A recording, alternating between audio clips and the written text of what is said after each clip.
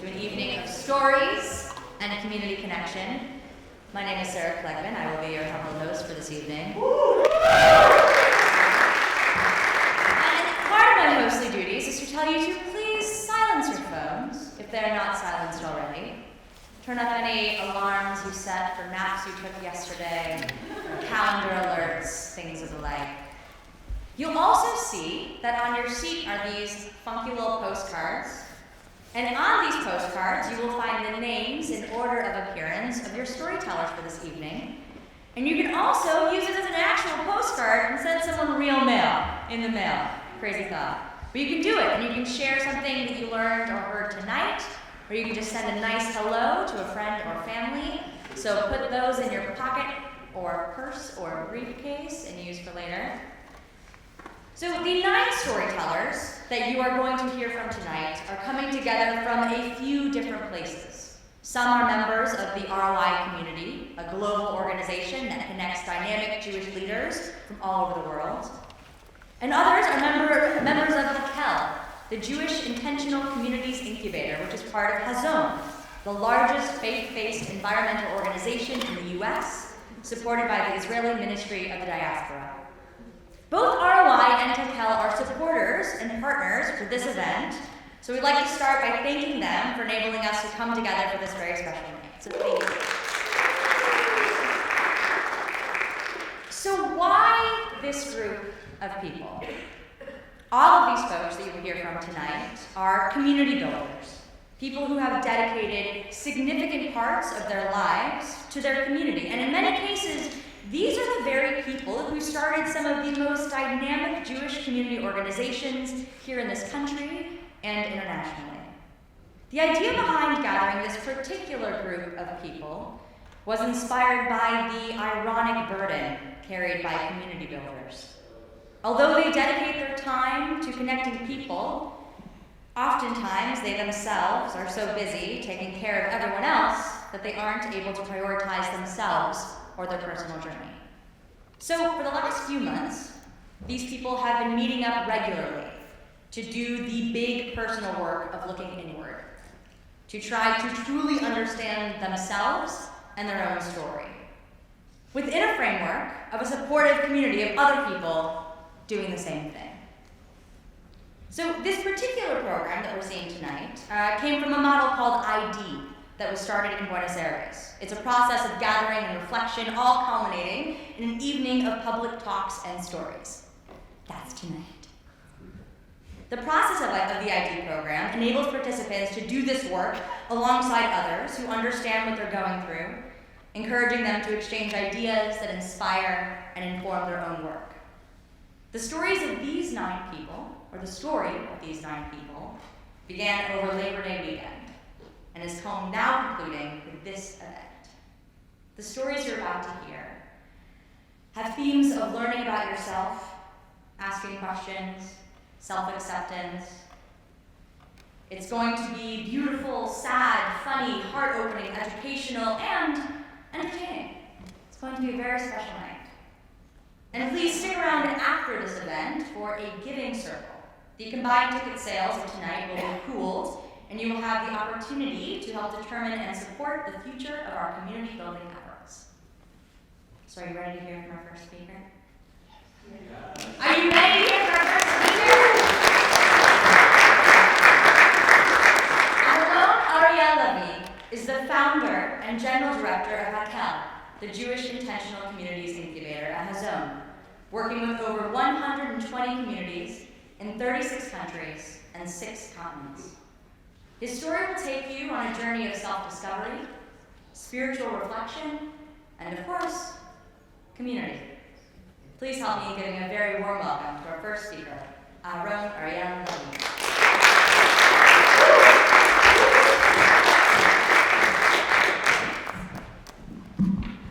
Okay, good evening. As you may hear, I'm Israeli, so I'm going to try to speak very slowly. But if I do not speak slow enough, just raise your hand, okay? So I've been in community development for the last 20-something years, and I would like to tell you how it all started. So when I was 16, That's 21 years ago. I'm about to turn 37 in a couple of days. I was living in a town in northern Israel, and we had this group of friends just walking around town trying to find something to do. And we saw this abandoned building, which used to be a restaurant, and said, why don't we take over this so we have a space for our group? So we did. We broke in, we renovated the place, and we actually created some sort of a community. And for the next 2 years, it became not only a place for us, it actually became the main social hub for our age group in high school. And at its peak, we as a group, the core group that led that, became so close-knit that at the peak of the process, we did something that we called back then an honesty circle, which means that we got in one night, the 8 of us, and each one of us, we did a go-around, and each one of us told the other 7 exactly what he thinks about each and every one of them, for good and for bad. I still remember this night to this day.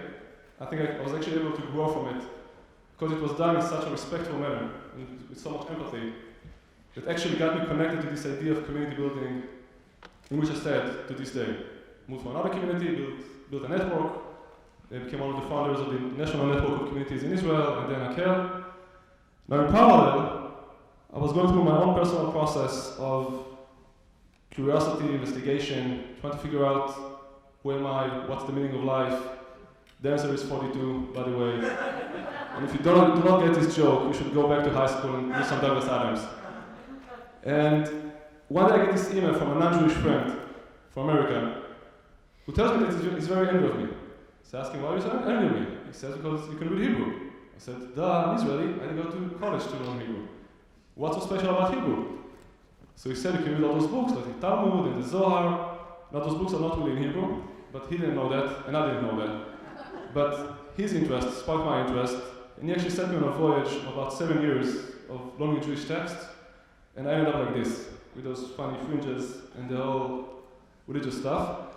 So if there's one tip you take from this night, let it be, beware of Jewish literature, because this can happen to you as well. And after diving into Jewish text, I started asking myself, what can they teach us about community building? And then I came across this amazing midrash, which I would like to share with you tonight.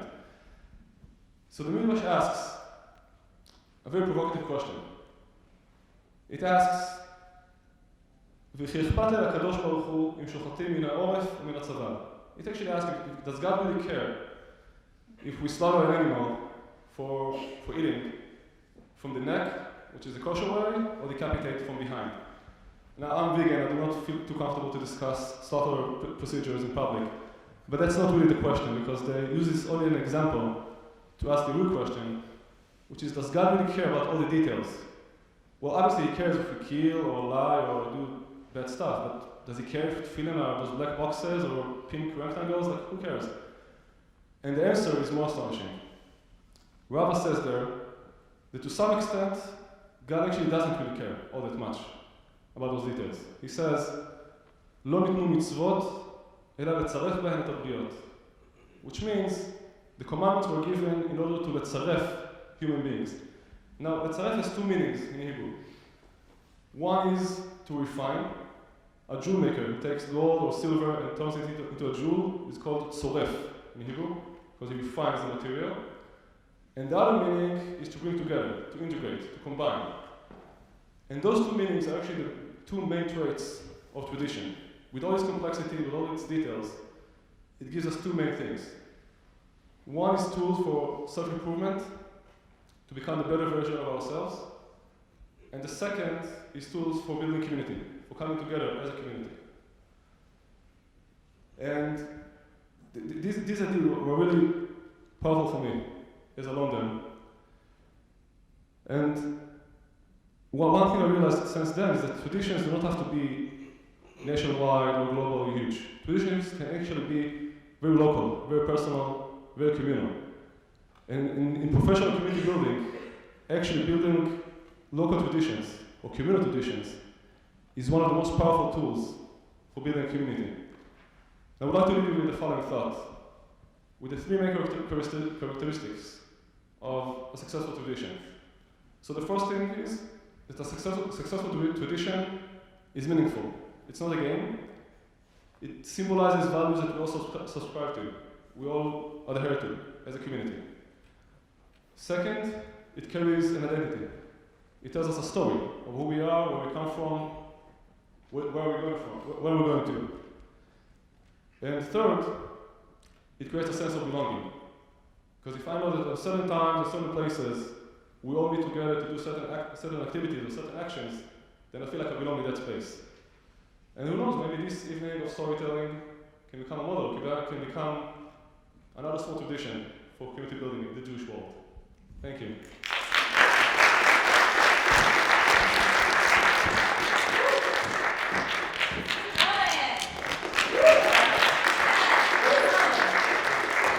We're just getting started, people. We're just getting started. This next speaker is a composer, a poet, an artist, who finds inspiration in a myriad of sources and life experiences. In his work, he's particularly fond of balancing the surreal nature and beauty found within cutting-edge science. Cool, right?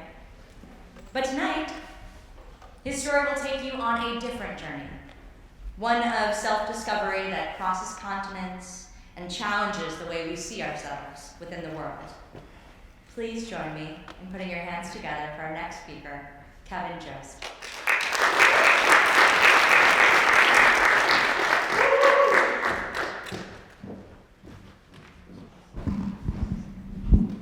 Thank you, Sarah. Hi, everyone. So I want to start with a little bit of background. First of all, when I say I love to travel, I don't mean I want to sit on a bus with air conditioning and a tour guide, being carted from famous thing to famous thing, snapping pictures through a window. No. I need to be on foot, following wherever is most compelling. I'm an active adventure seeker. I wouldn't give up my memories of hitchhiking through the sacred valley of the Inca, or traipsing through London for 12 miles just in search of dinner, or adding to the street art in Tel Aviv for anything. I also love to let my imagination run as wild as my feet, and try and imagine what I would be, who I would think like, how I would dress as a Torontan, a Montevidean, or a Viennese. These else who personas are endlessly captivating. The second little bit of background you should know is that I had a pretty rough coming out process.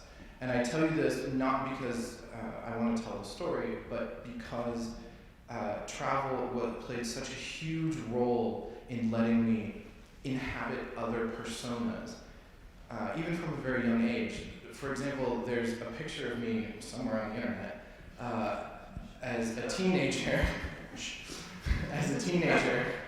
after returning from a 2-week European tour, wearing a sweatshirt that screams Venezia. And I'm wearing the very stereotypical French hat that I bought in Montmartre. It's hideous, it's awful. But I wear it proudly because at the time, I thought I could dress myself into another existence, not even understanding why I needed to exist elsewise in the first place. Okay, so on to my moment. My husband Marcus is a coffee person. No matter where we are in the world, he must have coffee. Last year we went to Copenhagen, Berlin, and in our research, we discovered that 2 coffee shops that routinely make the best coffee shops in the world are both in Copenhagen and Berlin. So we obviously had to go. The one in Copenhagen was called very simply De Coffee Collective Jägersbrigade. And we found it tucked in a very serene neighborhood next to a beautifully landscaped cemetery, the kind of place that felt very much like a deep exhale. And we nonchalantly walked in. Now, Denmark and Scandinavia are not known for its people of color. My husband is black, and so he was very conspicuous no matter where we went. Add that to the fact that we're very obviously together, and no matter how nonchalant we tried to be, We're always chalant. Now in the US, when people are either told or find out that we're together and that he's the Jewish one, the most minimal reaction is this sort of flash of the eyes that usually translates to a reshuffling of category where people take that new information and process it so that you can understand this new reality. Less minimal reactions have happened, I assure you. But we walk into this establishment. It's white minimalistic walls with the tasteful rustic seating arrangements holding patrons trying to get through their Wednesday morning. And the barista looks at us and then directly at Marcus and says, "Hi, what can I get you?" In Danish. We're both seasoned travelers, and so we try to learn how to say, at the very least, "Do you speak English?" in the language of the place that we're in. And so after a whole lot of awkward moment, Marcus stumbles through, "Unskil, snakker du engelsk?" And the barista, embarrassed herself, says in English, "Oh, yeah, of course, I'm so sorry. You just look Danish to me." Insert shocked emoji here. Now, we've both gone over and over this moment for the entire year after this happened. It's our favorite story from the trip and certainly the most profound. For Marcus to be a person of color in the US right now, a Jew in the US right now, to be immediately recognized as belonging to a place that he stereotypically should not belong was understandably very powerful. He was an earthquake then, and continued to be for the next several hours as we got our coffee and walked through the cemetery toward the spires of central Copenhagen. But for me, it's taken a lot longer to really understand the profundity of this moment. It distills the essence of how much I've changed and how much my life has changed since that teenager trying to be a classy European all those years ago. I learned later that Danish culture prizes an individual embrace of self. And when I heard that, I started thinking about the rest, or more of our memories from that trip. The street vendor genuinely telling me that he liked my hat and gloves. We got real drunk one night and were fools on a playground. And me trying to explain my understanding of the fight between Einstein and Niels Bohr, whose grave we passed in the cemetery, over the nature of light after we'd gotten our coffee. And it dawned on me that on the streets of Copenhagen, in all of our globetrotting, it was the first time that I hadn't tried to be a Dane and was just Cat. The barista's comment, "You look Danish to me," didn't have to do with facial structure or skin color or style of clothing. She was recognizing something that her people valued in me, a flash of my own eyes that told her I wasn't trying to escape from my normal self. I had become the else who I was seeking all along. Thank you.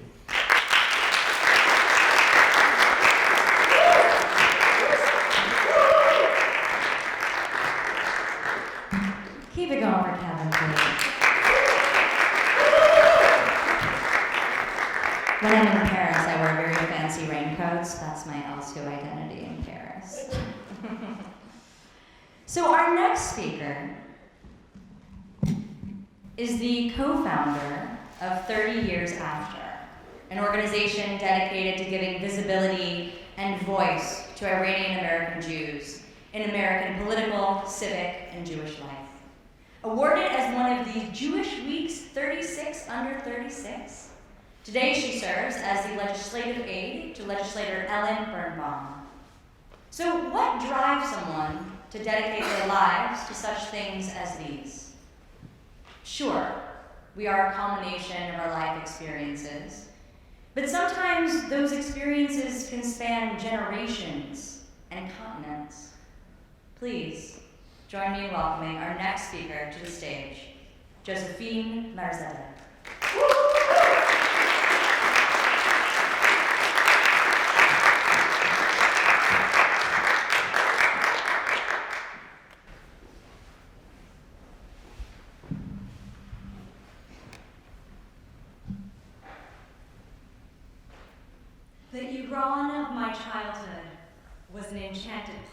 that belong to my imagination. After all, I was born in America and have never been there. The Iran of my grandparents' childhood was an encapsulated place with the scent of Mohammadi roses meandering through the alleys of the marginalized Jewish Mahalla of Esfahan. Its sensual fragrance stood beside the stench of the cascading Jube, the city's sewer system, dug in the middle of the street. When it rained, the Jew was on one side of the Jube and the Gentile at an arm's length on the other, for fear that the rainwater that would splash from the dirty Judah Najest make the Gentile impure. But let's not forget my grandfather's expected encounters with Gentiles, having been beaten after class, or my grandmother's being pulled out of school for fear that they would be kidnapped and sold as a child bride for being Jewish and too beautiful. There was no one to help them given their minority dhimmi status. They lacked security and weren't allowed to represent themselves in office. The Iran of my parents' childhood had a sound of age-old songs accompanied by the flute, tombak, and darye, with miniskirts flaring as the young girls of the family danced in picnics in Shamal. But let's not forget their neighbor in the posh neighborhood of Tehran's Jordan, who wore a black cloak chador and cleaned her telephone with rubbing alcohol after a Jewish woman, my mother, once used it to make an emergency call. This place was the land that gave my ancestors refuge 2,700 years ago, when King Cyrus the Great, Shah-e-Shahan, wrote the Declaration of Human Rights and emancipated the Jews, who after the destruction of the First Temple in Jerusalem, were being captive in Babylon. I'm the child of first-generation Iranian American Jews who sought refuge in the United States during the Revolution in 1979. My family left everything they had behind to escape the escalating turmoil during the fall of the Shah and the emergence of the Ayatollah Khomeini's extremist regime. They escaped on the same Air France plane Ayatollah Khomeini had taken into Iran from Paris, first to London and then to Israel. Months later, Habib el-Ghanayam, the leader of the Iranian Jewish community, who was the first Jew to be executed by the new regime. His trial, where he was accused of being a Zionist spy, lasted 20 minutes. In the midst of his shadow, the Jews feared their security and took measures to flee Iran with smugglers through the border. In my family's quest to immigrate to the United States, my grandparents went to the Israeli embassy, but President Jimmy Carter closed the doors for Iranians seeking asylum.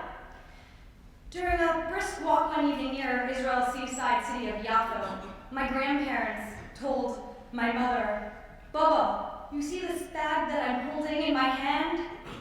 All our wealth is in it, $700 worth."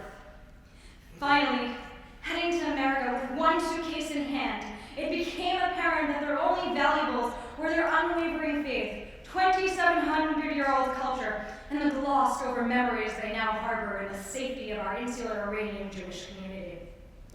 Although America gifted them with their uncompromised freedom, I can never comprehend what it means not to have it otherwise. I grappled with the idea of what a revolution was and what it meant to my family as Jews. Even so, there was always the silver lining of hope that we would one day visit our ancestral home. In the first grade, my mother enrolled me in a Farsi language school on Saturdays, the Jewish Day of Rest. The program was run by the Iranian embassy and had visible ties to the same regime they fled. I was one of a handful of Jews who wore a mandatory headscarf and hid my religion. Although the headscarf had become a symbol of oppression, it was my twisted way of identifying with my Iranian heritage. I was playing dress-up and connecting to what lived in my imagination. My grandfather had taught me that Muslims and Jews are cousins and we should always respect and value one another's self-worth. My childhood best friend, Tara, she was Muslim. Our mothers would take turns carpooling us to Persian school, but my mother was always late.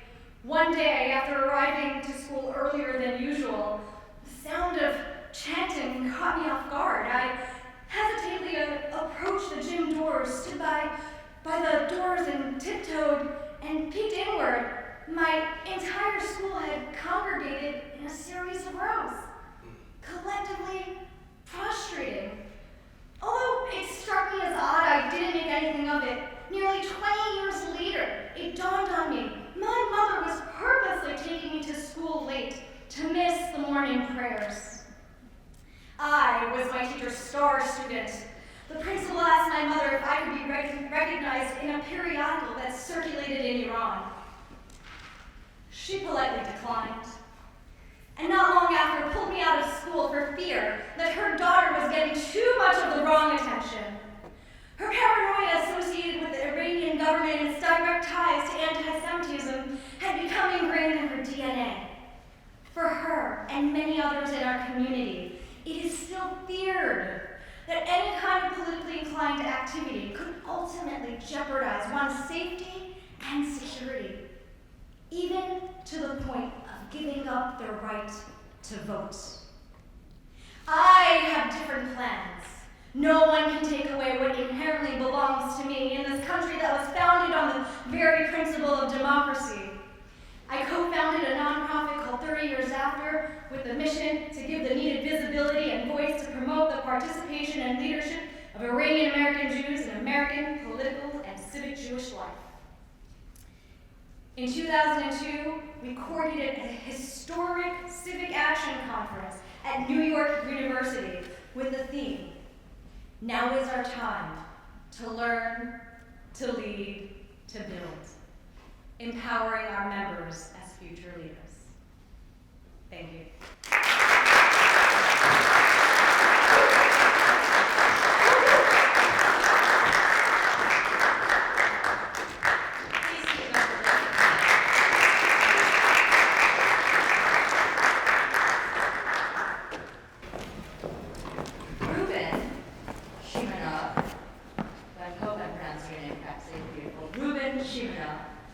Is a Jewish educator, community builder, and social innovator. His hybrid identity as Bukharian, Sephardic, Mizrahi, queer, and Russian-speaking Jew continuously informs his commitment to Jewish diversity, pluralism, and inclusivity.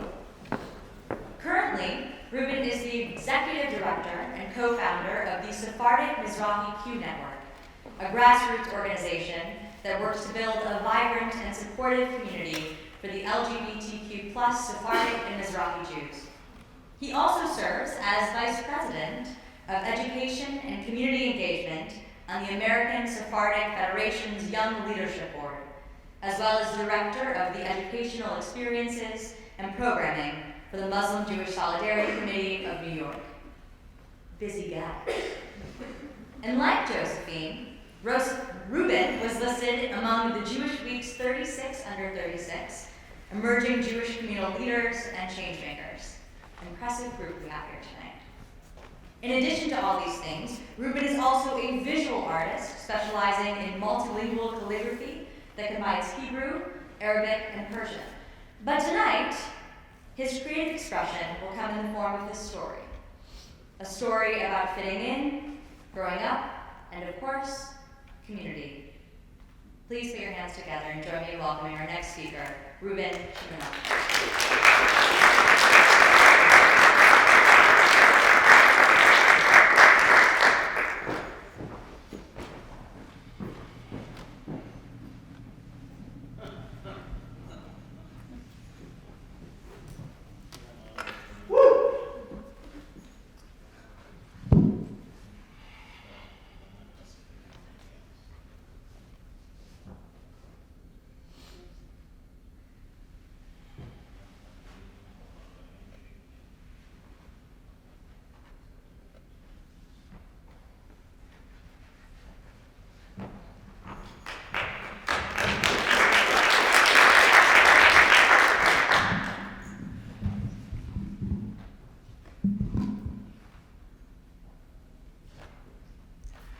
I received the invitation.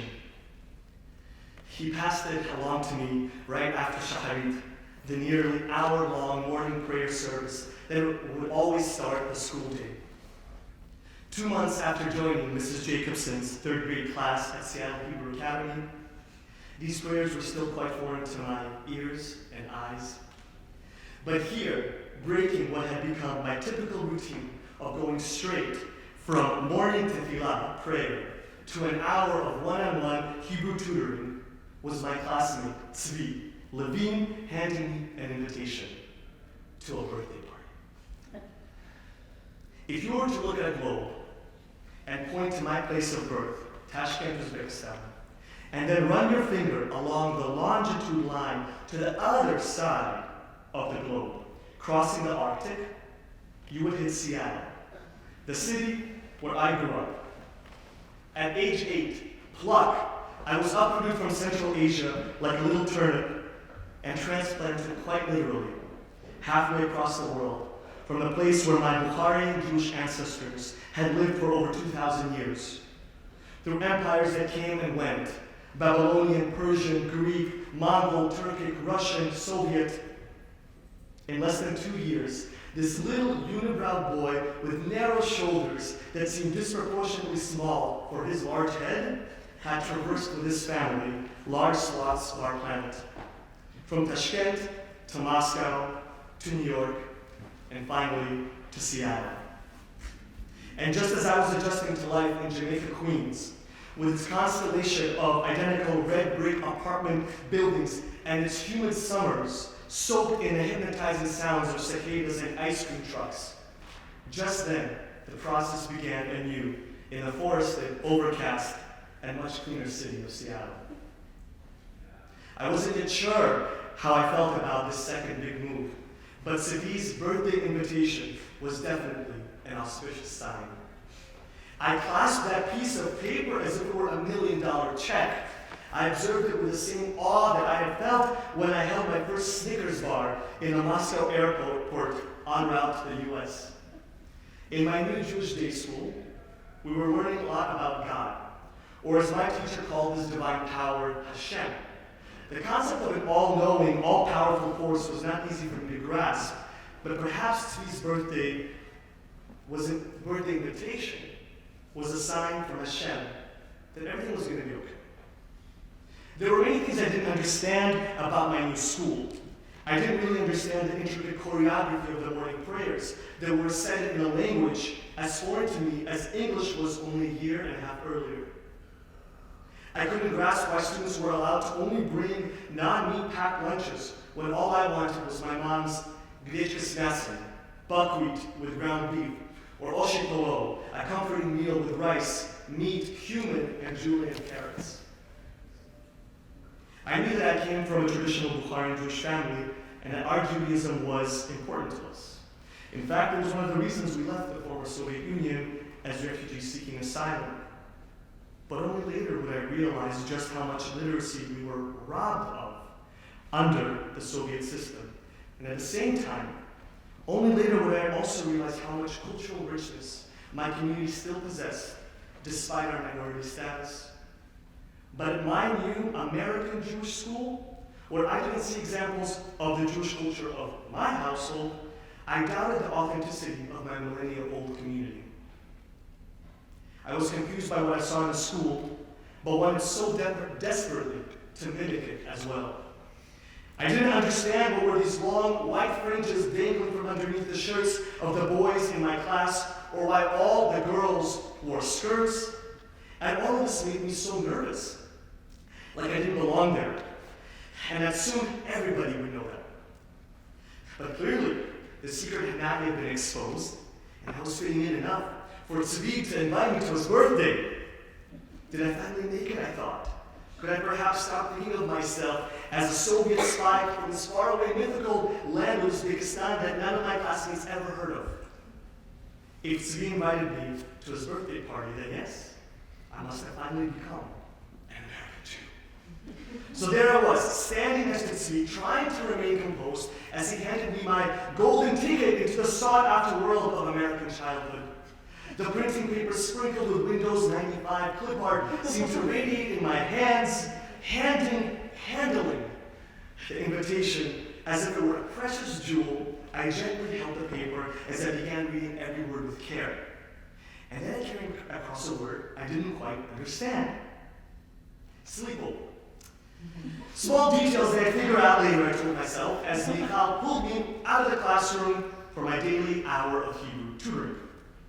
Arriving home that afternoon, I carelessly dropped my backpack, violently kicked off my shoes, obviously put on slippers, quickly washed my hands, and then ran to my mom to tell her about the most transformative moment in my 8 years on this planet.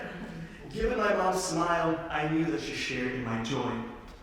But then, after I handed her the invitation, her facial expression turned from happiness to confusion. The party begins on Saturday and ends on Sunday, she asked me, confounded. I didn't quite know what to tell her because I myself was a bit confused. Let me call Tzvi's mom, she suggested. Although probably lasting merely 2 minutes, the conversation seemed painfully eternal. Every 10 seconds, I waved my hands in front of my mom's face, signaling to her, that's enough, as if every additional accented word would make Mrs. Levine increasingly wary of my foreign-born mother. Finally, she hung up the phone. Her stern expression showed me that she had obtained all the information that she needed. Children would celebrate the birthday and then sleep in the house, in the basement, on the floor, in some kind of bag. Completely dumbfounded, she started muttering in a frantic half whisper, I don't understand how parents in America could allow this. Why would they voluntarily do this? Children sleeping on the floor like they are бездомные, homeless. We did not move from Uzbekistan to America so that my son would sleep in a cold storage room and catch erratic fever? A sudden nausea permeated my body. When I have to say no to Tzvi, I wanted so desperately to go. Even though, to be honest, I also didn't know what was in store for me.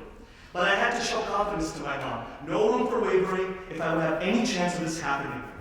If she sensed any hesitation on my end, which I definitely haven't, then I'd stay. So I told her with complete self-assurance, this is how all birthdays are celebrated in America. People come to each other's homes and sleep in bags on the floor. My mom wasn't impressed with the forced confidence I was exhibiting in my sudden knowledge of American nocturnal practices, but seeing the desperation in my eyes, she thought a compromise. I would be able to go and have a splendid time.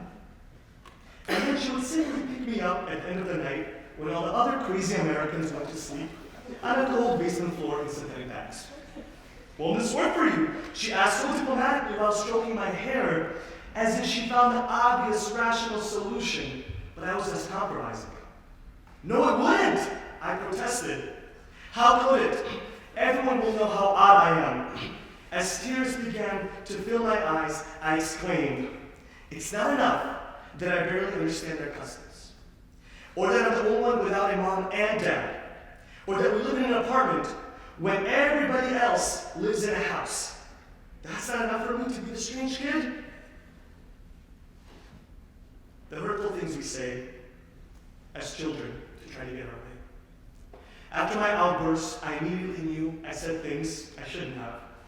But you know what? My mom actually caved in. My first tantrum as an American child.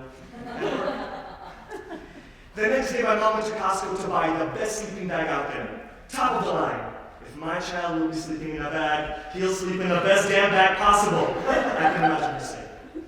But obviously that was enough. She packed me a wool blanket, thermal leggings that I could wear under my pajamas, and some real food, since Olsey's families were shamingly serving us with some pizza.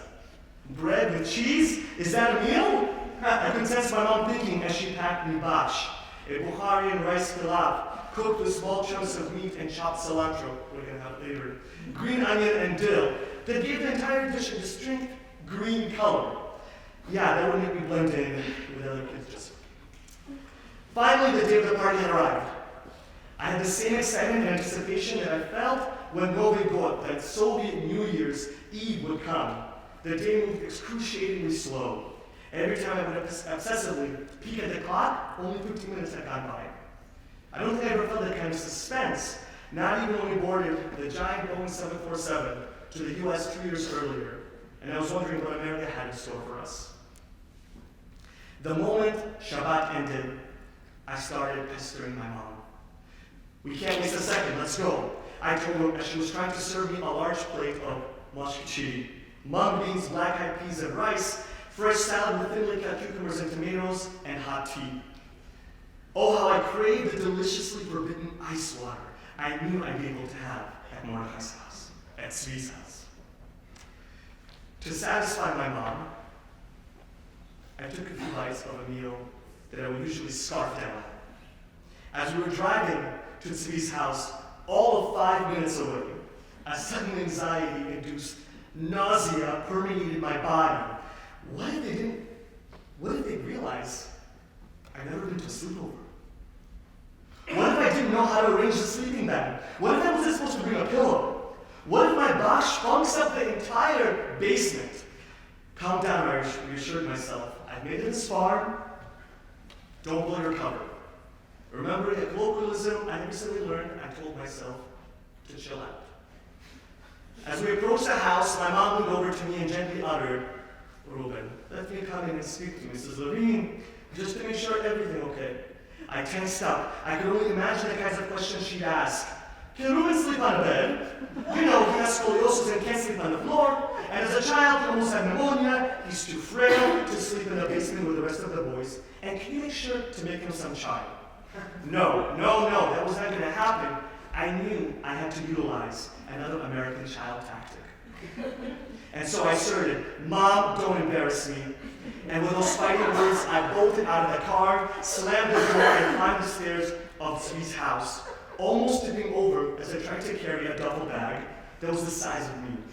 Standing next to the entrance door, with Seattle drizzle dampening my already sweaty hair, I took a deep breath and nervously pressed the doorbell as my heart pounded in my chest. This was supposed to be fun and exciting, right? So why was I only feeling trepidation and anxiety? Zvi's mom opened the door. I immediately noticed that her hair was covered and she was wearing a long skirt. What relief, I thought.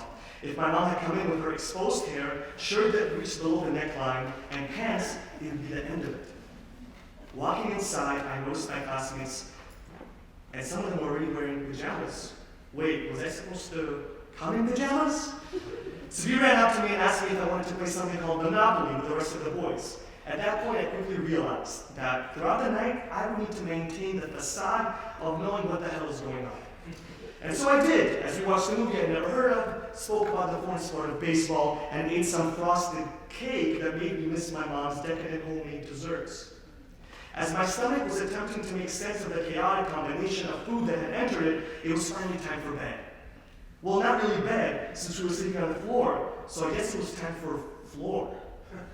I was petrified. At that point, I realized I had actually never been in a basement before. All my life I lived in apartments, in Tashkent, in New York, now in Seattle. What's more, I never used a sleeping bag before. Was I equipped for this underground experience? Whether I was ready or not, the clock had struck for my subterranean slumber. Slowly and cautiously, I descended the creaking narrow stairway with my giant sleeping bag. With the solemnity of a soldier going to battle, I made my way down the seemingly infinite steps. Unrolling my bag, like the Torah scroll I had seen in school, I would steal quick glances at the other boys to see how they were managing this procedure.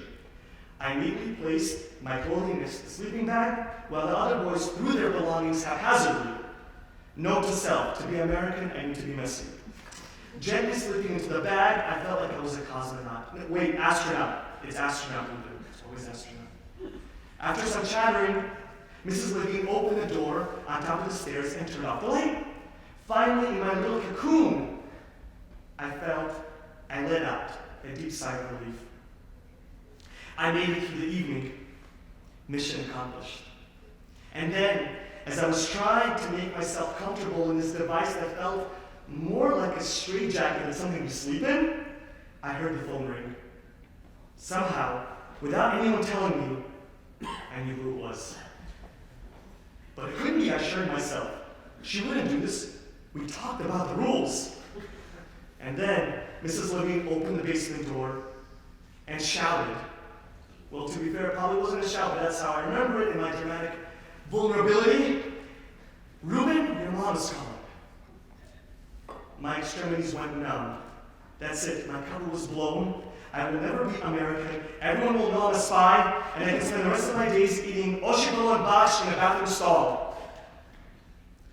Taking a deep breath, I slithered out of the sleeping bag and climbed up the stairs to the kitchen phone. Dead man walking. With trembling hands, I picked up the receiver. Rubik John, Ruben dear, my mom reassured me. Let me pick you up. Everyone is already sleeping, right? Trying to make myself feel as physically small as possible, I gave a nervous smile to Mrs. Levine, crouched towards the kitchen phone and whispered to my mom with assertion, Mama, you're ruining everything. After my accusation, I immediately hung up the phone. I never hung up the phone with my mom. The queasiness I felt after the pizza dinner returned, but this time it wasn't because of the foreign food. The source was a combination of anxiety and frustration. And then at some point, after I went back downstairs, I noticed everybody was asleep. Except me. Staring up at the ceiling, many thoughts were running through my mind. Stay awake, I thought to myself, just in case Mom calls again. But I knew she wasn't going to call. The next morning, we got up and went upstairs for breakfast. I poured my milk first and then tossed in some cereal. Wrong order, I had to remember. I quickly realized when I saw what the other boys were doing. After breakfast, I sat on the couch next to the living room window. Every card that came, I was hoping was my mom's. It felt like ages since I had my mom's food, soaked with centuries of tradition, love, and resilience. And then she pulled up in her used Chevy Corsica. I ran out the door, partly because I didn't want to risk the chance of her coming inside, but more because I couldn't wait to get in that car and reunite with a woman who would provide me a proper breakfast, and comfy bedding, and a language I've been itching to speak for 18 hours. With a big smile on her face, she asked me about the event, as if I had never yelled at her or told her how embarrassing she was. When we got back to the apartment, it welcomed me like a warm hug. After scarfing down my mom's food, I told her that I was a little bit sleepy. I wasn't going to fully admit how I barely slept that night because the floor was cold and uncomfortable, as she said it was. With a finally full stomach, I climbed into the bed that my mom's sister and I shared, and my mom put an extra wool blanket from the homeland on me. As my eyelids grew heavy, I recalled events of the last 24 hours. I survived my first American slumber party. But God, I mean Hashem, please don't let anyone invite me to another sleepover again.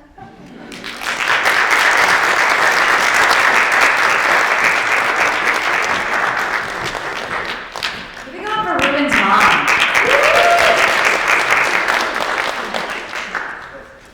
Our next speaker is a woman of many talents and many, many, many interests. She currently serves as the representative of the WZO Education Department in North America, where she oversees over 130 Israeli educators and leads a wide variety of educational projects affecting Israel diaspora relations. Before moving to the States, she was involved in numerous community initiatives, a passion that has continued here in New York, where she finds herself equally, if not somehow more, busy. She's the founder of Connect IL, a liberal Israeli community offering opportunities for education, professional growth, and activism for Israelis living in New York. So what type of person ends up serving the community in such a way? Working to connect people from all over the world and provide so many diverse opportunities for gathering and growth. With time zones alone, it's no easy task. So what drives this thirst for experience and connection? I'll let our next speaker answer these questions and more. Please join me in welcoming our next speaker to the stage, Hila Drecker.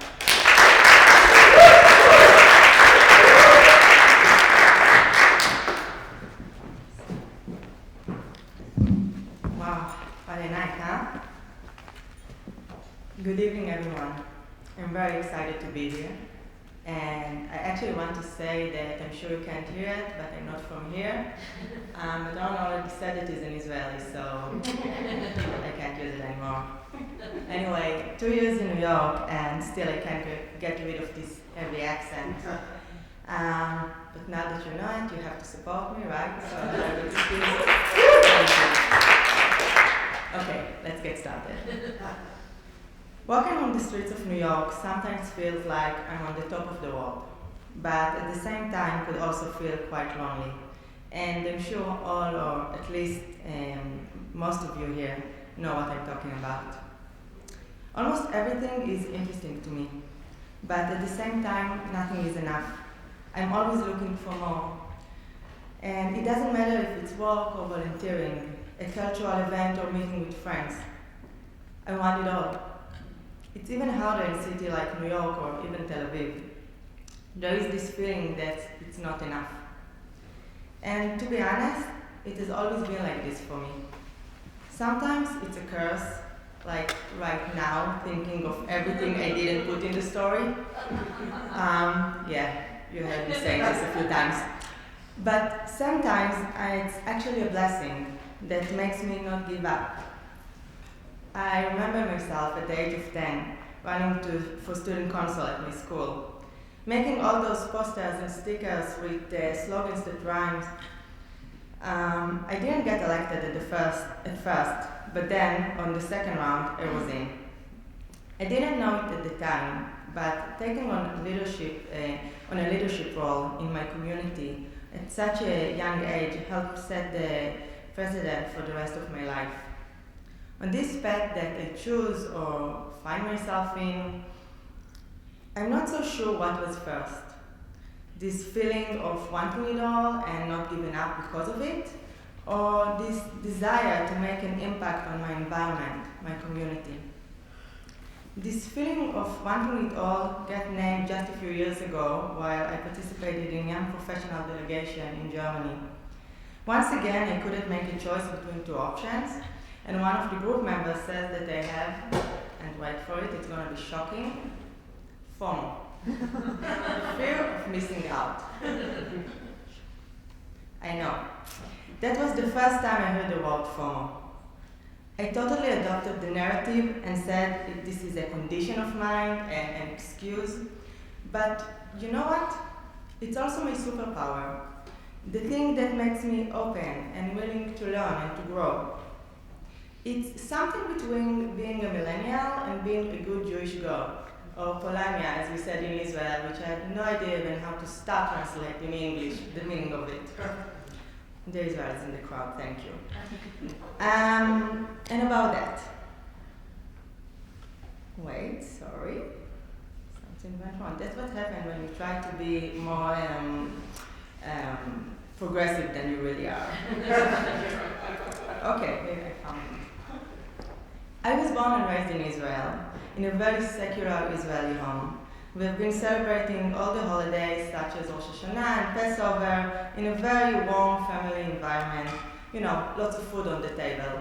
We had krepelach, matzo ball soup, yes, even gefilte fish. But that's about it. And maybe it's also connected to me growing up very close to my grandmother, who was a Holocaust survivor. I've always seen myself as an Israeli and very much a Zionist, but the fact that I'm Jewish had nothing to do with that. Later, after the army, when I started to study at Tel Aviv University, I went to Jewish community organizations like Hillel, AGC, JDC, Kolot, and since I always wanted to meet new people, to get involved, and I was afraid of missing out, I went to all those places, obviously. It was in those walls that I realized the connection. The nature of Judaism is community. And within it, I found space to create all the things that I was looking for: culture, social responsibility, and tikkun olam, the Jewish mission of healing the world. As a millennial, and a proud one, I think most of us have this identity, cultural, spiritual journey. The searching led me to my purpose and fulfillment. That time in uni was the first time I thought to integrate Judaism as Jewish people would into my life. And I even wrote my thesis about the Hadam philosophy of Judaism as a culture. Today, you can say I'm kind of moving from flirting with the Jewish world, involved with all this organization with 3 letters and a J somewhere, to become a professional Jew. Still working on it. So, FOMO, Judaism, and Israelness, right? I guess this is how I find myself on shlichut, emissary here, walking on the streets of New York and other cities in the States, promoting Hebrew studies, but actually modern Hebrew, as sfat em, ולא רק sfat am, as the language of the people and not just as mother tongue. This is also why I started my community Connect AL, a platform for Israelis in New York that offers learning alongside activism regarding liberal, social, and educational values. I mean, I'm here in New York, and so many things are happening in Israel, too many things right now. I love to be here, loved my work, loved to be part of this global world and new experiences. But at the same time, I want to be part of what's going on there, to see how I can influence and what is my value while I'm here. Combine this FOMO with Jewish guilt and you have a winner. And by the way, it goes also, this combination also works in a romantic area. Just ask my mom. She will tell you, my dad will join her. It is what it is. You know, my friend says I'm a creator and connector. And they're right. I'm a lot of things. Multidisciplinary or interdisciplinary, I don't know which buzzword it's now. I'm a social and political activist in different firms. I'm the queen of schmooze, like seriously. Since I moved here, I understand the difference between mingling and schmoozing.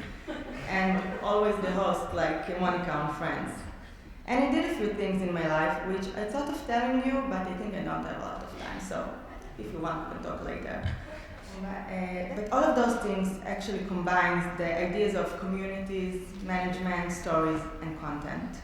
And why? Why I did all of this, or still doing all of that? Because I don't want to miss out on anything. I want to stay connected and create change, and to be in two places at once, which is impossible, except leading and belonging to communities actually gives me the power to do just that. Thank you very much.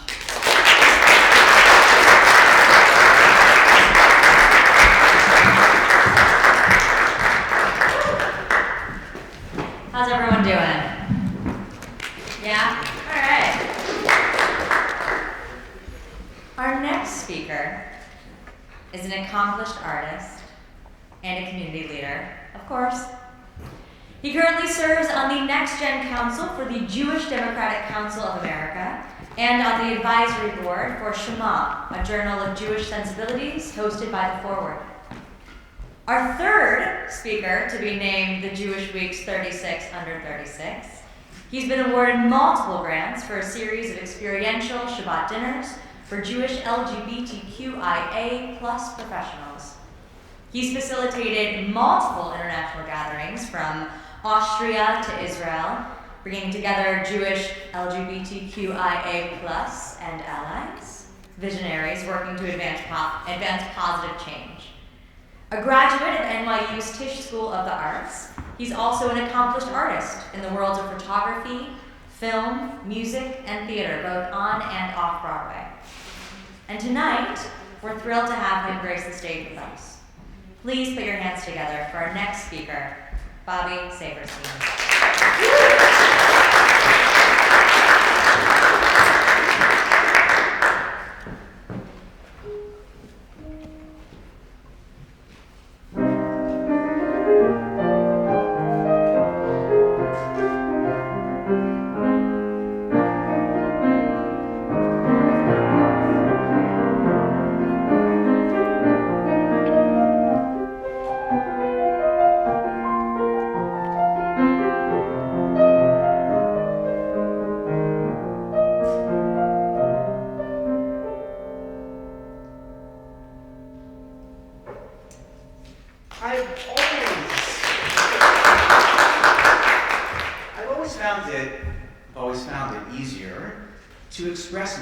To say who I am, to convey what I'm thinking and feeling through my art, and especially through music. Sure, visual art offers many mechanisms by which to convey something, but there's nothing quite as freeing, quite as honest, quite as universal as music. And in a funny way, it's not as scary. My name is Bobby Saperstein, and I am an interdisciplinary creative and entrepreneur. I harness media, design, and ritual to craft experiences that impact and strengthen community and develop multi-platform solutions that drive social good. Does anyone know what that means? Okay, no. Okay, let me try this again. My name is Bobby Saferstein, and I'm a Jewish nonprofit professional. There's a lot of us in this room tonight, right? Yeah. All right, but it's not all that it is. It's not so sexy, right? Okay, my name is Bobby Saferstein, and I am an LGBTQIAGNC++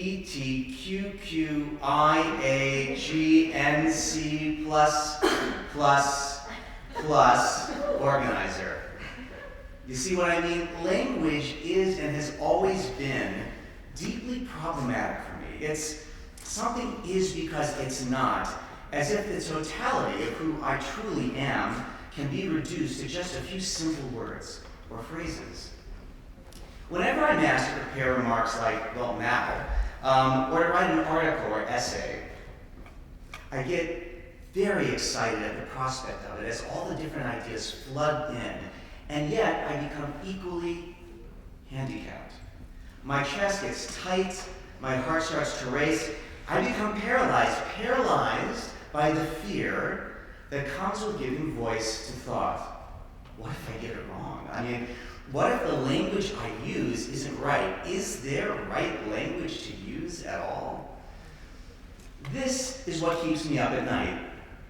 There are other things that keep me up at night too, I promise. But it's this fear of permanence. And more correctly, a fear of permanently getting it wrong. You see, music is ethereal, it's limitless, it's open-ended.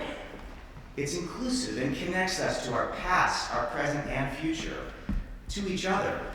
But words are constricting and earthbound. They are divisive, they cause pain, and more than anything, they're finite. Never more so than when saying goodbye to someone for the very last time. Perhaps that's why I'm so reluctant to ascribe lyrics to my pieces, because I can say so much by not saying anything at all. Words are understood, but music is felt. So I grew up in Akron, Ohio, which is a surprisingly ethnically, culturally, and intellectually diverse city given its small size. It is a suburban utopia. And for a child like myself, who never quite felt like he belonged, because I never really did belong, and always longed for more, it was incredibly boring and incredibly lonely. Art, and especially music, was my escape, my freedom. It was my secret language, the only language that allowed me to say exactly who I was without fear of the repercussions and rejection that would undoubtedly follow if I said so any other way. The first time I remember sitting down at the piano of my own volition, and not because my mother, who's here with us tonight, forced me to sit down with one of these horrible piano teachers, and I feel like it's like the same piano teacher we all have growing up, right? It still haunts my nightmares, really. But it was sitting down at the piano when I was about 6 years old with my grandmother. It was a Sunday afternoon, and I began plucking out the notes to the L'Chadodi melody that we had just heard and sung together on Shabbat. More than anything, I wanted to replicate the feeling I had, that we had, when singing together. It was a feeling of interconnectivity, of community, of being part of something more. That feeling is what Judaism was and still is to me. One of connectivity, community, and belonging, even if that expression of Judaism doesn't always have a place for me. Perhaps that's also why I've spent so much of my life trying to create community. One of inclusion and celebration, one I so desperately wished I had back then, and oftentimes had so right now, where no one has to wonder whether or not there's a place for them in this world, or whether their Judaism accepts them for them.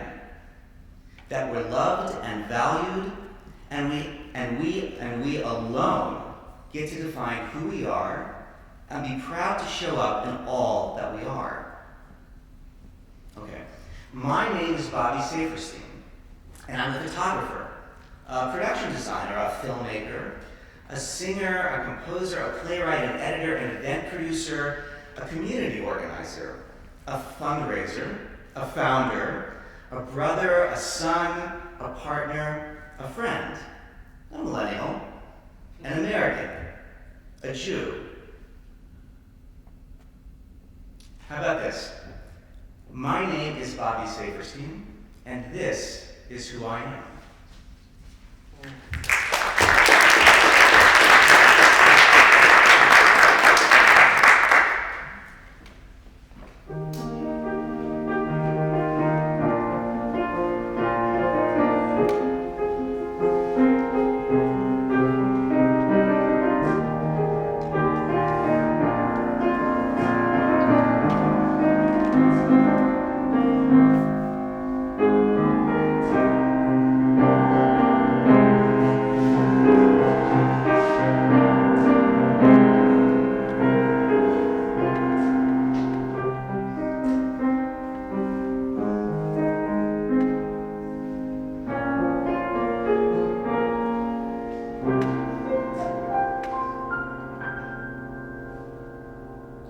Thank you.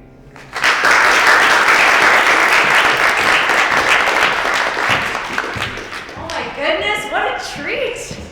I'm gonna play harmonica for the next half an hour. No, I'm kidding. I'm just constantly blown away, and now I want to go have sleepovers and eat delicious food and call my mother. Thank you, everyone. We have 3 speakers left. Your next speaker is the executive director of the Council of Young Jewish Presidents and the president of the Board of Roots, a grassroots Israeli-Palestinian coexistence organization based in the West Bank. So, what inspires a person to place themselves at the center of healing such complex political dynamics as this? When faced with the conflicts of the world, there are a couple different ways to go, right? We can be overwhelmed and scared, or we can choose to take action, big or small, to make the world a better place. Please join me in welcoming your next speaker to the stage, Zachary Schaefer.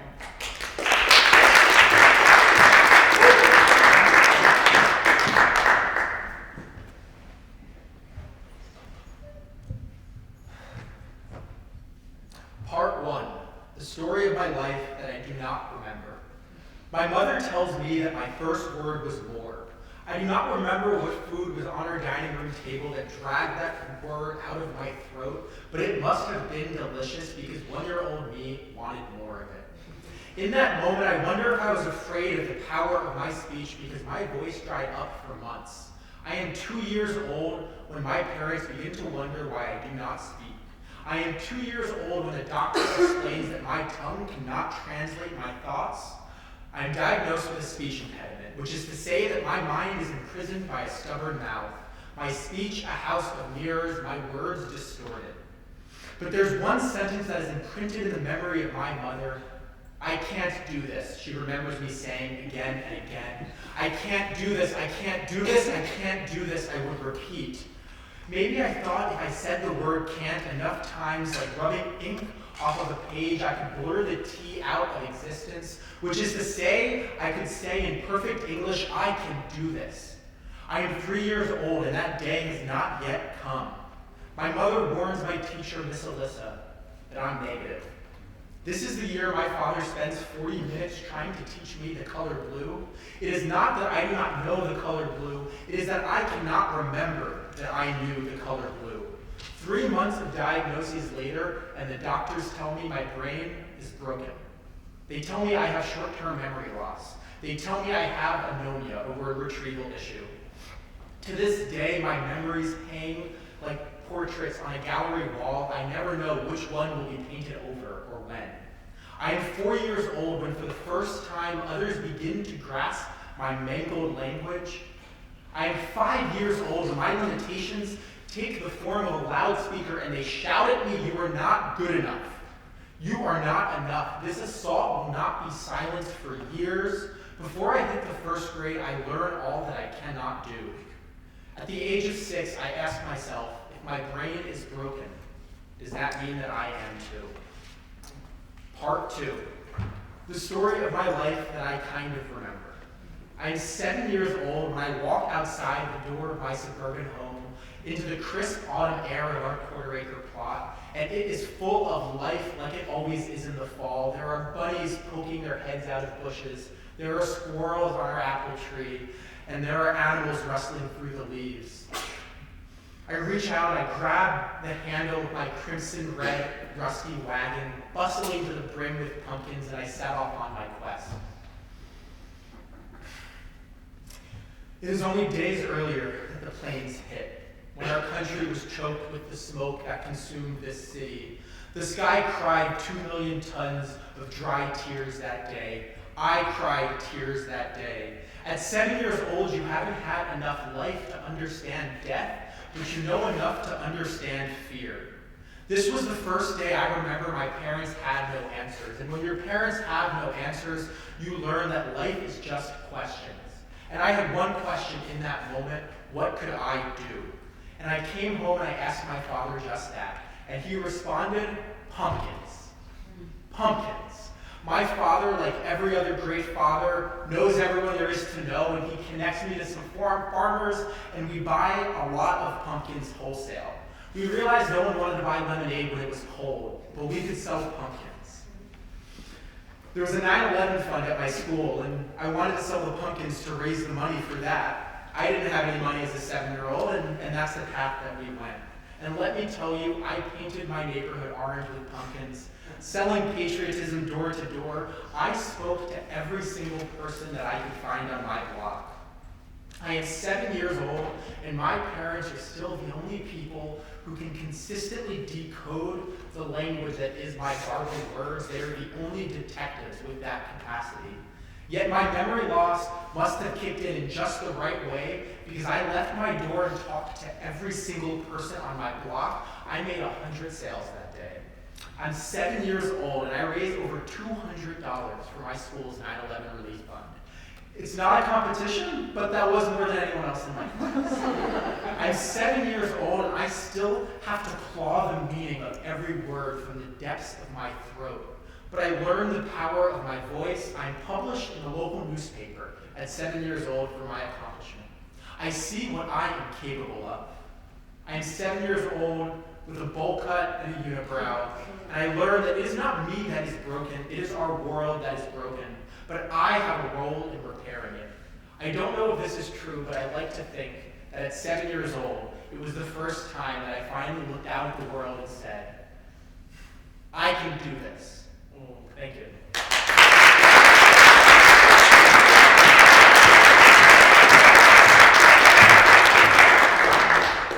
Some truly amazing things happen when you ask people to tell you who they are in 5 minutes. Just trying to think, what would you say if you came up here? We're going to call on you. No, I'm kidding. You're fine. We have 2 more speakers left. On this night of storytelling, we are particularly lucky to have this next speaker here with us. Currently a student at the University of Chicago, Ellie Reiter is a 3-time winner of the Moth Slam, which is one of the most widely known and respected storytelling competitions in the world. His personal essays have appeared in the New York Times, Washington Post, and Slate, among other outlets. And tonight, he shares a story that, like others you've heard, is about self-discovery, personal growth, and of course, community. Without further ado, your second to final speaker for the night, Ellie Reiter.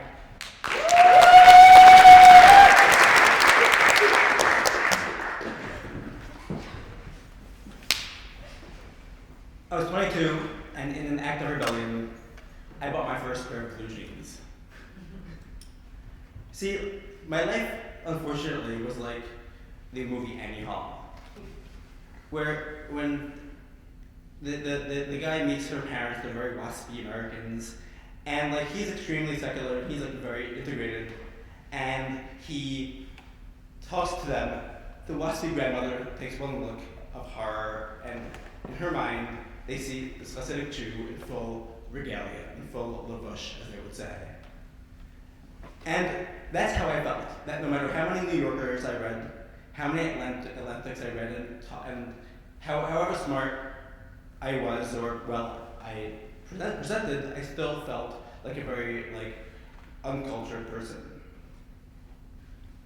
So I was 21 years old, and I left rabbinical school without a plan, which I suggest you all do. And I did the one thing I wouldn't do, because in 11th grade, in 10th grade, a rabbi said that the end of society is here because the President of the United States, in public, went in the street and wore dungarees. To which we all asked, what are dungarees? And he explained it was jeans. And even though our family was not the most religious in the prescribed way the community was. We had a television, for instance. Don't tell anyone. It's bad for shidduchim. Still, I would never cross that thick blue line of blue jeans. But still, in this day at 21, without a plan ahead, I called my friend Shmuley, who was way out of his community where he came from. He was like, help me out. So he took me by the hand and we went to Uniqlo. And in Uniqlo, he sort of passed me over to this saleswoman and he explained my predicament and she laughed. And she took me shopping. And we tried on pairs of jeans and some made my butt look too big, some made it look too small. I'm still to this day not sure which is the preferred method. And we picked a pair of jeans and I bought it and I put it in the Mickey Mouse paper bag and stapled it. And I threw it to the back of my closet for 9 months because I was not ready for that step. 9 months later, I was ready because it was my first day of Hunter College. And I figured, what better way of integrating into American society than college? I was finally going to be one of those people. And in college, I visited my counselor, and she saw how sweaty I was and how uncomfortable I was. And really, it was because I was wearing jeans. And they felt very tight, and they sort of felt like burlap sacks around my feet. They reminded me that I had a bris. And I didn't know what was happening. I was still in this really weird environment at school. And she's like, Ellie, maybe you're not ready for school yet. Maybe wait a semester before you enroll. So I failed at that. And then I got home and then my sister explained to me why my jeans were so uncomfortable. They were women's jeans. It must have been a very slow day at Uniqlo. Still undeterred, with red flags swirling around me, I enrolled in my first semester. And I figured, what better way to integrate into a non-Jewish world than to learn to think like a non-Jew? So I enrolled into an Intro to Philosophy class, naturally. And there, during office hours, my professor, who was from the most non-Jewish city in America, Portland, Maine, had all these questions about Jewish philosophy, because clearly I was an expert in Rambam. And then I took an acting class, because perhaps I can act my way through this life, and fake it, and maybe if I take an acting class, I can fake it and I'll fit in better. And my professor wanted me to do my monologue in Yiddish. I still don't know how to say the words glass menagerie in Yiddish. Or English, for that matter. So I realized I had to be more drastic. I'd like to integrate more. I had to do something crazier. So I moved to the most un-Jewish part of New York City, Long Island City. I searched Jewish on Google Maps to see how far it was from the address, and the closest thing was a Jews for Jesus office, 1.5 miles away. But let's be real, it doesn't count. And it was right next to an abortion clinic, so I'm like, that's great. So just in case, it's very great, I'm safe. And I move in, and I'm excited, I'm finally here, I made it, I'm on my own. And I walk downstairs in the morning after I move in, looking to overpaying for my hipster espresso that is probably terrible, let's be honest. And I get to the bottom stairs, and I see a chassid book by in full regalia, black coat, black hat. And I think, you can run, but you can't hide. But the following week, I get a call from Jesse, and then I'm like, who's Jesse? He's like, oh, I'm a casting agent. Someone gave me a number. We're trying to cast for some extras for a local television show, for a show on CBS called Person of Interest. And I'm like, okay. They're like, are you free next week? I'm like, I'm free every day of the week. And I played lesson 222 that day. And I got a call the next day. They're like, we liked you. Can you please play lesson number 16 tomorrow? And the answer is yes. And like, I'm so glad I didn't throw out my black hat. But the truth is, I was talking to a friend of mine a few years after that, and I was talking to him about the themes that I always talk about, which is not fitting in. And he challenged me. He's like, why don't you open your own community? And he did that in San Diego. And a year and a half later, I worked up the balls to host an event where I had 15 or so friends from around New York City come together a week before Passover to talk about their least and most favorite Passover customs. We ate falafel. We talked about how much we hated cleaning with toothbrushes and making our kitchens look like spaceships full of foil. And my Sephardic friends talked about how much they loved all the performative aspects of the Seder and how lovely it was. And they were across all different spectrums. Across all Jewish sectarian lines, we had Jews from 4 different boroughs. Holy crap. It was Washingtonites, guys. It's not easy to get to. And as I was walking my friend Becca out, she's like, you know, I should really come to more Jewish events. And at that moment, it didn't matter what I was wearing. Thanks.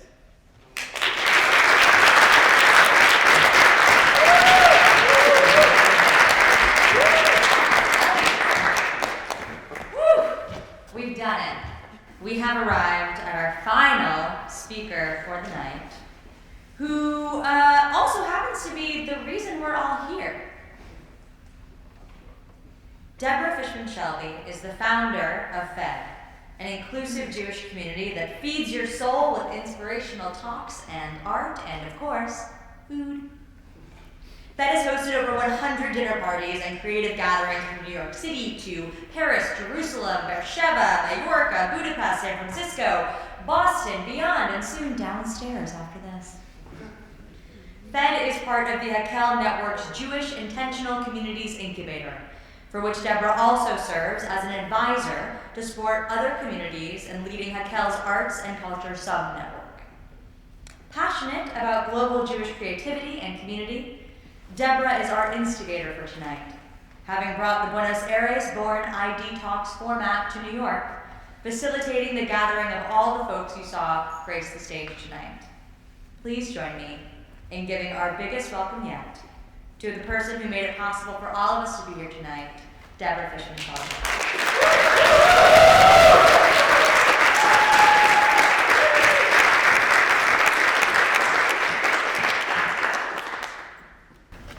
I felt pretty lonely growing up in Wilton, Connecticut. It's a lovely suburb of New York City. But where I lived, there weren't any sidewalks, physically separating me from my would-be friends and neighbors. I felt really lucky to have a sister to play with.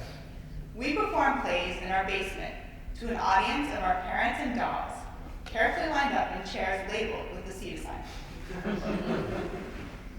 Even if I could have reached them, I didn't have too many friends and went to public school. By 8th grade, I was the straight-A academic overachiever, the voracious reader, the dreamer, obsessed with the written word. School culture, on the other hand, was driven by other concerns, mainly sports. My teachers tried their best to cater the lessons to my peers, but anything with a ball and a net was far more likely to hold their attention. So I did the most logical thing.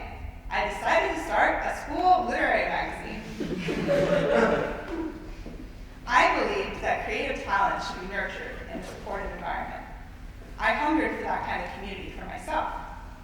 So I spent lunch hours alone, cutting and pasting and compiling poems and short stories, and generally doing anything that didn't require me to socialize.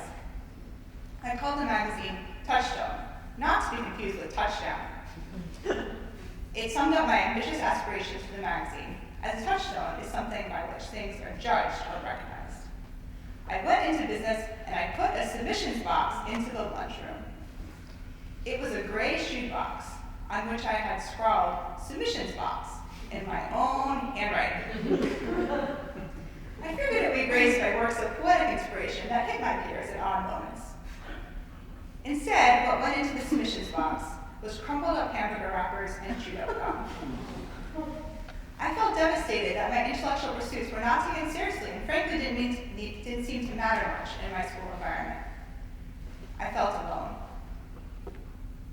It wasn't until I escaped Wilton by getting into Princeton a year early as a pre-med physics major that I found something that eased the loneliness and created the sense of community and connection that I craved. Judaism. I was a reporter for the Daily Princetonian, and I found a really juicy story one day. The Chabad had moved into Princeton, creating competition with the existing Center for Jewish Life. I rushed to cover the story and found myself face to face with Rabbi Eitan Webb, Princeton's Chabad rabbi, a man with a big beard and a black hat, which seemed quite exotic coming from Wilton. Instead of answering my questions, he turned the tables on me, asking me all about myself and generally disarming me. Suffice to say, the story never got written. Instead, on Friday afternoons, I found myself at his home, studying Torah with him, and plucking the chickens to prepare for Shabbat with his wife, Gitzi. This idea that food could be elevated to be shared in the community, similar foods that were prepared forward in time and backward in time and all around the world, all with a similar intention, was extremely powerful to me. All of a sudden, I wasn't that lonely kid in Wilton. I had a community and a mission much larger than myself to belong to. While there weren't many Jews in Wilton growing up, we did belong to a conservative temple in the next town over. Most of the kids seemed to detest Hebrew school. In fact, one day, one kid was so bored that he walked out of the classroom window and climbed home and walked home. I, on the other hand, loved Hebrew school. Hebrew to me was a kind of a secret language or hidden code that those in the know could use to communicate, and it wove a network all around the world of those of us who shared our Jewish identity. My mother used to come into Wilton Public School to do Hanukkah with the kids. This entailed oven-baked potato pancakes, which were kind of latkes, an electric menorah, and plenty of wooden dreidels. Some kids might have been mortified to have their mother intrude in their school day, but not me. I was bursting with pride to have this very unique Jewish heritage. Fast forward years later, I am still in love with Shabbat and holiday meals, and this love has expanded to all kinds of initiatives that I engage with in order to build the kind of community that I have always dreamed of. A place where it matters whether you are there or not, and where you are seen for who you really are. And yet, I have remained an introvert, that lonely kid who would prefer to bury her nose in a book and escape from the lunchroom. I struggle to reconcile my desire for global Jewish connectedness with my general preference not to engage and to be left simply alone. I have felt extremely fortunate to find people who share my passions that I've been able to collaborate with through Hakel, the Jewish Intentional Communities Incubator, and the ROI community. I have stepped up as a leader in those networks, organizing events such as this one. And yet, every time, there's this period of anxiety, of worrying that no one will show up, and I will play to an audience of empty chairs and dolls in my parents' basement. And yet, here you all are. Thank you.